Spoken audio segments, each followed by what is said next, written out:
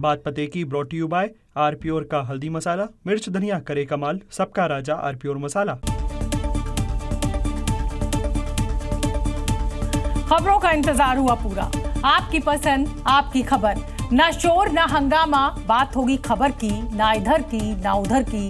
शाम 7 बजे बात पते की। नमस्कार, मैं आपके साथ शोभना यादव। शुरुआत करेंगे 4 बड़ी खबरों के साथ और सबसे पहले बात मध्य प्रदेश के भोजशाला विवाद से जुड़ी, जहां आज 721 साल पुरानी परंपरा टूटी। कोर्ट के आदेश के बाद जुमे पर नमाज यहां नहीं पढ़ी गई और क्या हुआ, इस पर होगी विस्तार से बात। ठीक 7 बजे बात करेंगे उत्तर प्रदेश में ड्रेस कोड विवाद की, जो अभी लागू नहीं हुआ है, लेकिन मौलानाओं ने इसका विरोध करना शुरू कर दिया है। विरोध के पीछे क्या तर्क है, ये आपको बताऊंगी। 7:26 पर हाई टेम्परेचर के टॉर्चर की बात होगी। दिल्ली, एनसीआर, राजस्थान, यूपी और बिहार में भीषण लू जो है वो चल रही है। दिन तो दिन, रात में भी राहत नहीं है। गर्मी के सितम की पूरी खबर आपको मैं बताऊंगी। और 7:30 बजे बात ट्यूशा केस की करेंगे, जिसमें अब नया खुलासा क्या हुआ है पति और सास की तरफ से, और ट्यूशा के परिवार की क्या अपील है, ये जानकारी आपको देंगे। मध्य प्रदेश के भोजशाला को मंदिर करार देने के बाद आज पहला जुम्मा था, लेकिन आज भोजशाला में अजान की आवाज नहीं बल्कि शंख का शंखना सुना गया। 721 साल में पहली बार ऐसा हुआ जब भोजशाला में नमाज नहीं हुई, बल्कि हिंदू समाज ने महाआरती के साथ सनातनी जय घोष किया। तारीख बदल गई है, वक्त बदल गया है और बदल गया है 721 साल पुराना वो रिवाज जब जुमे के दिन भोजशाला में नमाज होती थी। लेकिन आज उस भोजशाला में वाग देवी की महाआरती की गई। सूर्य की पहली किरण के साथ शंखनाद कर जय श्री राम का जय घोष किया गया।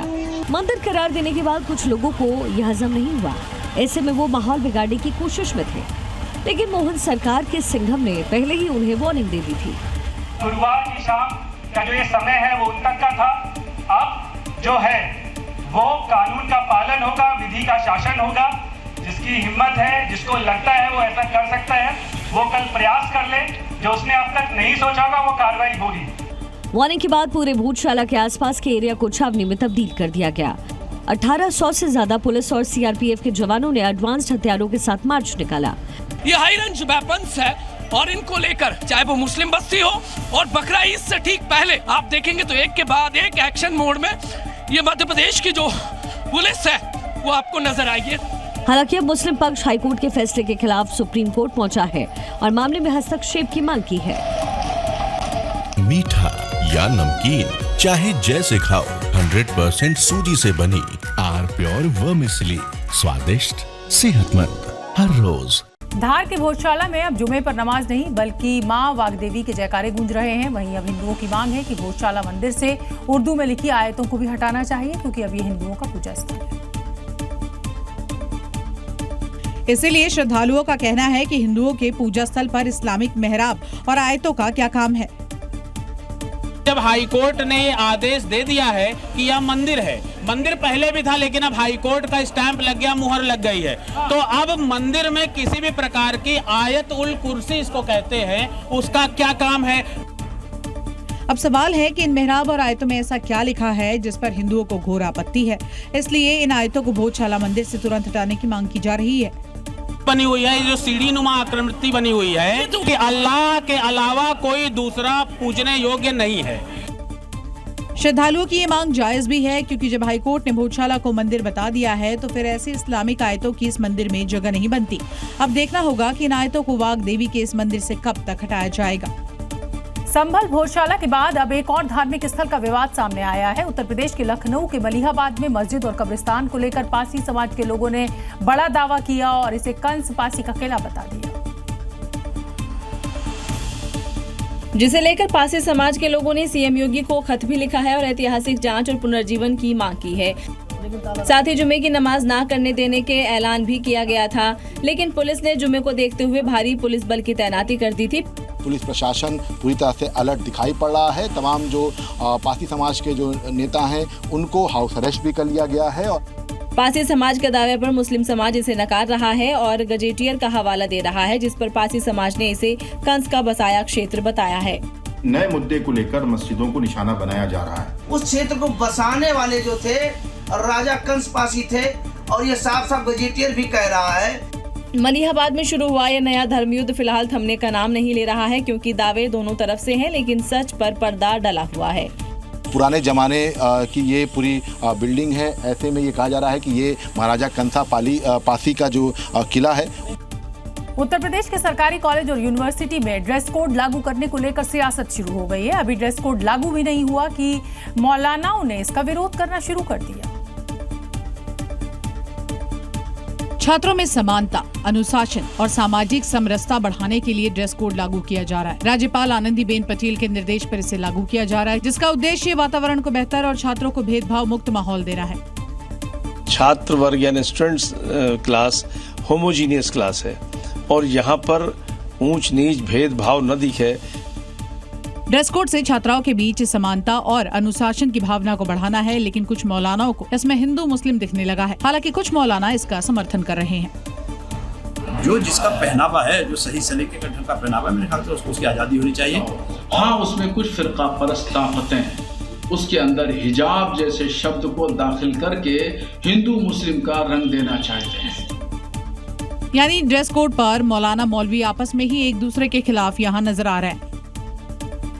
उत्तर प्रदेश में सरकारी कॉलेज में ड्रेस कोड लागू करने को लेकर विरोध के सूरब उठने लगे हैं, लेकिन कई दूसरे राज्य ऐसे हैं जहां पहले से ही सरकारी कॉलेजेस में यूनिफॉर्म व्यवस्था लागू है। वहीं कई देशों में भी सख्त ड्रेस कोड का पालन किया जाता है। उत्तर प्रदेश में 25 सरकारी यूनिवर्सिटीज हैं, 200 से ज्यादा सरकारी कॉलेज हैं, 10 लाख छात्र छात्रों की संख्या है। यहाँ पर मध्य प्रदेश, मेघालय में ड्रेस कोड लागू होता है। 2024 में मध्य प्रदेश में भी ड्रेस कोड अनिवार्य था। बकरीद पर कुर्बानी को लेकर दिल्ली में भी अब सख्ती बरती जा रही है। इसको लेकर रेखा गुप्ता सरकार ने कई गाइडलाइंस जारी की हैं। सरकार ने गोवंशों की कुर्बानी पर बैन के साथ ये भी ऐलान कर दिया है कि नियमों की अनदेखी करने वालों के खिलाफ कड़ी कार्रवाई की जाएगी। इसी आदेश के साथ दिल्ली भी उत्तर प्रदेश और पश्चिम बंगाल की उस लिस्ट में शामिल हो गया है जहां बकरीद पर कुर्बानी को लेकर सख्त दिशा निर्देश दिए गए हैं। दिल्ली सरकार की तरफ से जारी निर्देशों में ये साफ कहा गया है कि बकरीद पर गौवंश, गाय, बछड़े, ऊंट और अन्य प्रतिबंधित जानवरों की कुर्बानी पूरी तरह से गैर कानूनी है। सार्वजनिक स्थानों पर कुर्बानी पूरी तरह से बैन रहेगा। कुर्बानी के बाद निकलने वाले कचरे और खून सार्वजनिक स्थान पर नहीं फेंके जाएंगे। ऐसा करने वालों पर आपराधिक मुकदमा दर्ज किया जाएगा। कुर्बानी केवल वैध स्थलों पर, निर्धारित स्थलों पर ही की जाए और खरीद फरोख्त भी केवल वैध तरीके से वैध स्थानों पर जहां पर अनुमति है वहीं की जाए। दिल्ली सरकार के इस आदेश का कई मौलानाओं ने भी स्वागत किया है और मुसलमानों से खास अपील की है। जानवरों की कुर्बानी जाहिर सी बात है की जाए जिन पर कोई कानूनी बंदिश नहीं है, और कुर्बानी करते वक्त ना कोई फोटो खींची जाए, ना कोई वीडियो लिया जाए, ना उसको सोशल मीडिया पर अपलोड किया जाए। इस निर्देश के साथ ही दिल्ली सरकार ने लोगों से अपील की है कि बकरीद का त्योहार आपसी भाईचारे और शांति के साथ मनाया जाए। और अब बात मुंबई के बांद्रा की, जहां 2 दिन पहले अवैध मस्जिद पर बुलडोजर एक्शन के बाद बवाल खड़ा हो गया और इसके बाद मुंबई पुलिस ने सख्ती से हालात पर काबू पाया। घटना के बाद आज पहले शुक्रवार को मुंबई पुलिस भी काफी सतर्क नजर आई और बवाल वाली जगह को पूरी तरह से छावनी में तब्दील कर दिया गया, जिसकी वजह से पूरे इलाके में शांति बनी रही। अब जरा ये 2 तस्वीर देख लीजिए, जहां चौथा दिन भी बुलडोजर एक्शन जारी रहा और इसी बीच जुम्मे की नमाज के मद्देनजर भारी सुरक्षा बल मौके पर मौजूद रहे ताकि किसी तरह की कोई अराजकता न फैले। इस बीच बांद्रा बवाल मामले में पत्थरबाजों की धरपकड़ जारी है। अब तक कई पत्थरबाज पुलिस की गिरफ्त में आ चुके हैं, जिसमें पुलिस ने सद्दाम अंसारी नाम के उस पत्थरबाज को भी पकड़ा है जिसने एक बड़े पत्थर के साथ पुलिसकर्मियों पर हमला बोला था।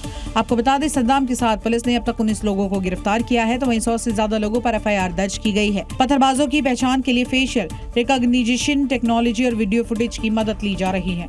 एक और जहां देवा भाव की पुलिस पत्थरबाजों की तलाश कर रही है, तो वहीं दूसरी ओर अवैध निर्माणों पर एक्शन भी जारी है और अभी तक तकरीबन 90% इलाका कब्जा मुक्त हो चुका है।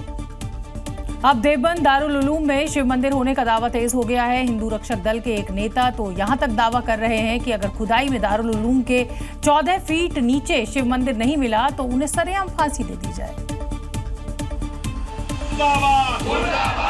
अब देवबंद दारुल उलूम हिंदू संगठनों के निशाने पर आ गया है। सहारनपुर में हिंदू रक्षा दल के कार्यकर्ताओं ने वैज्ञानिक जांच और खुदाई कराने की मांग की। ये जो देवबंद है, ये देवबंद नहीं है, ये हमारे शास्त्रों में देववन है। यहाँ पर देवता का वन होता था। मुगलों ने आकर के जब उस वन को बंद किया। देवबंद पर हिंदू रक्षक दल का दावा यही नहीं रुका। इनका तो यहाँ तक कहना है कि दारुल उलूम की मस्जिद के नीचे 14 फीट गहराई में प्राचीन शिव मंदिर मौजूद है। अगर वहाँ पर मंदिर नहीं मिलता तो मैं कहता हूँ पुलिस प्रशासन से मुझे फांसी देने का काम करे, 14 फीट नीचे खुदवाए उसको। हिंदू रक्षक दल के दावे पर देवबंद उलेमा मुफ्ती असद कासमी ने जवाब दिया है। को दारुल देवबंद का इतिहास मालूम नहीं, दारुल देवबंद की हिस्ट्री उनको मालूम नहीं। सबसे पहले तो मैं उनको मशवरा दूंगा कि दारुल देवबंद का इतिहास पढ़े। दारुल देवबंद ने इस मुल्क की आज़ादी के लिए क्या किरदार अदा किया है। दारुल उलूम पर ये दावे हिंदू संगठनों को एक और कानूनी लड़ाई का रास्ता दिखा रहे हैं। उत्तर प्रदेश में अवैध तरीके से धर्मांतरण का जाल बिछाने वालों के खिलाफ पुलिस लगातार कार्रवाई कर रही है। बिजनौर में अवैध तरीके से धर्म परिवर्तन करने पर पुलिस ने एक आरोपी को गिरफ्तार कर लिया है। वहीं बिजनौर से भी एक ऐसा ही मामला सामने आया है।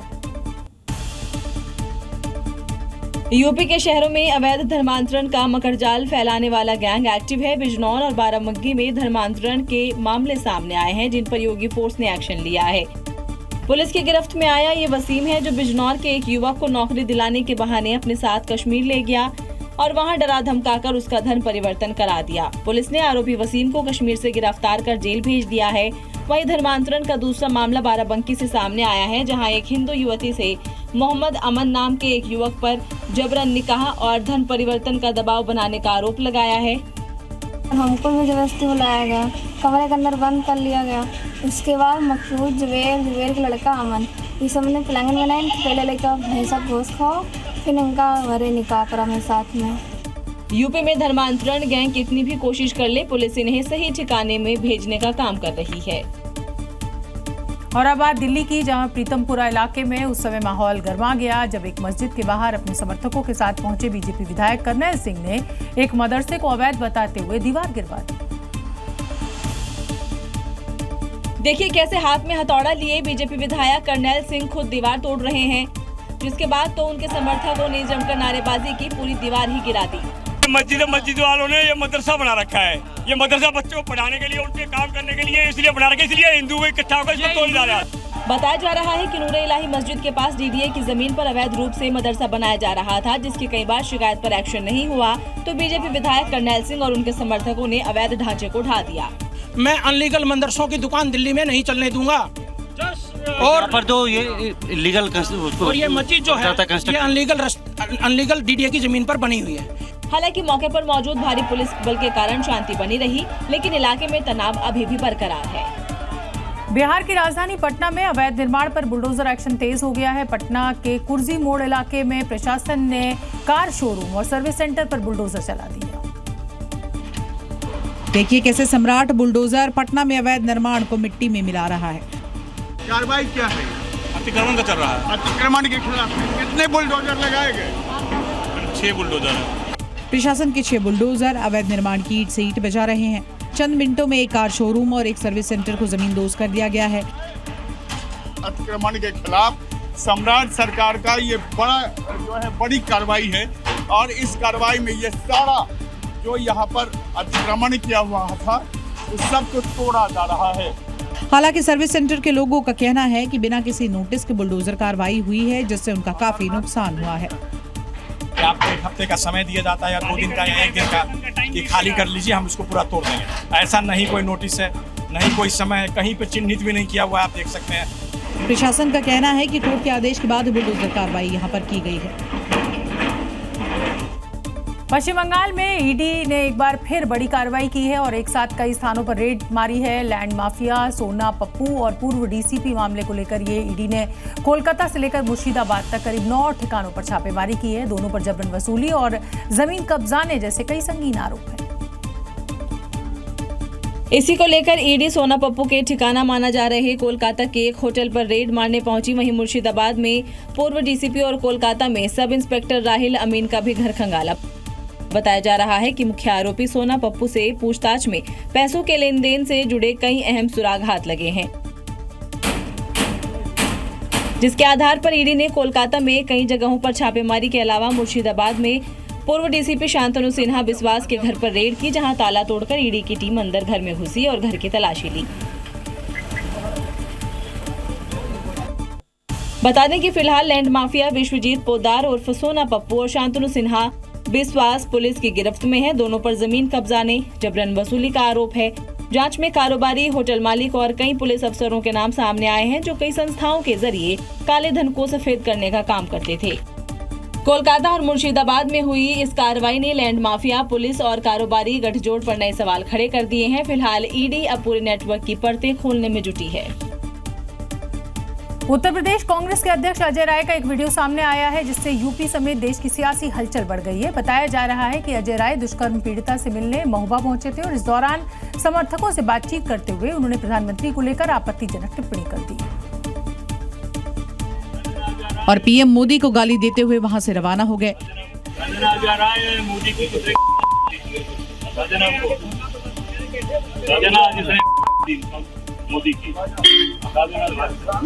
वीडियो वायरल होते ही यूपी के सीएम योगी ने अजय राय और कांग्रेस को आड़े हाथों लिया और एक्स पर पोस्ट किया।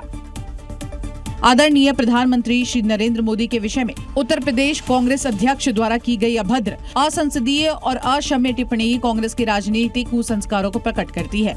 अब देशवासियों से क्षमा मांगने लायक भी स्थिति उनकी नहीं रही है। बीजेपी के अन्य नेताओं ने भी अजय राय के बयान के बाद कांग्रेस को गांधीवादी नहीं बल्कि गालीवादी पार्टी करार दे दिया है। ये गांधीवादी कांग्रेस नहीं, ये गाली वाली कांग्रेस बन चुकी है। इसीलिए राहुल गांधी ने पहले गद्दार बोला पीएम को और अब उन्हीं के इंस्ट्रक्शंस पे अजय राय ने जिस प्रकार की भाषा इस्तेमाल की है। हालांकि वीडियो के बाद मचे घमासान पर अजय राय का कहना है कि ये वीडियो फेक और एडिटेड है। पश्चिम बंगाल विधानसभा चुनाव के दौरान पीएम मोदी ने जिस दुकान पर झालमुड़ी खाई थी, अब उस दुकानदार को धमकी मिल रही है। वो भी भारत से नहीं, उसे पाकिस्तान से धमकी मिल रही है। इसकी शिकायत पीड़ित ने पुलिस में दर्ज कराई है। पीड़ित का कहना है कि अनजान नंबर से उसे फोन कर जान से मारने की धमकी दी गई थी। इसके बाद धमकी भरा मैसेज भी आया था। यही सब और क्या देगा, मार देगा, धमकी देगा, दुकान उड़ा देगा, क्या देगा। नंबर क्या था? नंबर 92 वाला था। विक्रम साहू वही है जिनकी दुकान पर बंगाल चुनाव के दौरान पीएम मोदी आए थे। पीएम मोदी ने विक्रम की दुकान पर आकर झालमुड़ी खाई थी और इसके बाद झालमुड़ी जमकर ट्रेंड हुई थी। इतना ही नहीं, विक्रम की दुकान पर लोगों की भीड़ लगने लगी थी, लेकिन अब उन्हें जान से मारने की धमकी भरे कॉल आ रहे हैं। पुलिस अब मामले की जांच कर रही है।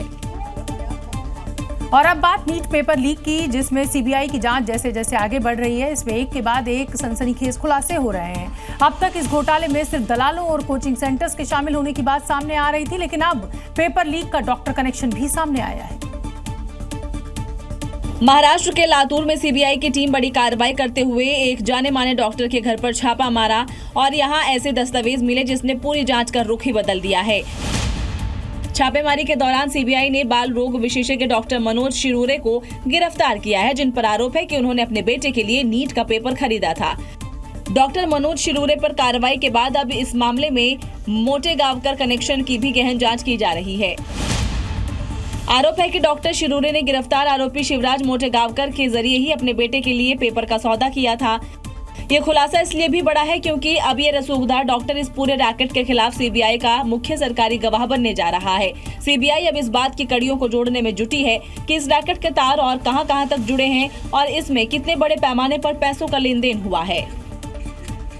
और अब बात शहर शहर मची अफरा तफरी की, जहां अचानक अफवाह उड़ी कि तेल की किल्लत हो गई, स्टॉक कम हो गया और इसके बाद डब्बा ड्रम लेकर पेट्रोल पंप की ओर लोग दौड़ पड़े।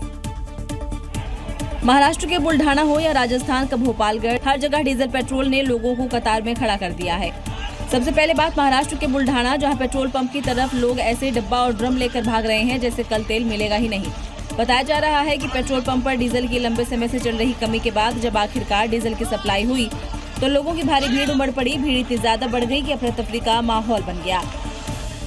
वहीं राजस्थान के भोपालगढ़ में भी पेट्रोल और डीजल की गाड़ी आने की खबर पर लोग जरीकन लेकर की लंबी कतारें लगा दी। अहमदाबाद में लगी भीषण आग, सॉलिटेयर टावर में भीषण आग लगी है। इस समय की बड़ी खबर, आग लगने से यहां पर अफरा तफरी देखने को मिली है। और देखिए, गुजरात के अहमदाबाद में सॉलिटेयर टावर में ये आग लगी है। आग बुझाने में दमकल की कई गाड़ियां जुटी हुई हैं। भीषण आग की लपटें देखिए आप, ये काला धुएं का गुबार। ये गुजरात के अहमदाबाद चंद तस्वीरें आपको दिखा रहे हैं। यहाँ पे सॉलिटेयर टावर में आग लगी है। दमकल की गाड़ियां आग पर काबू पाने की कोशिश कर रही हैं। मीठा या नमकीन, चाहे जैसे खाओ, 100% सूजी से बनी आर प्योर वर्मिसेली, स्वादिष्ट, सेहतमंद हर रोज।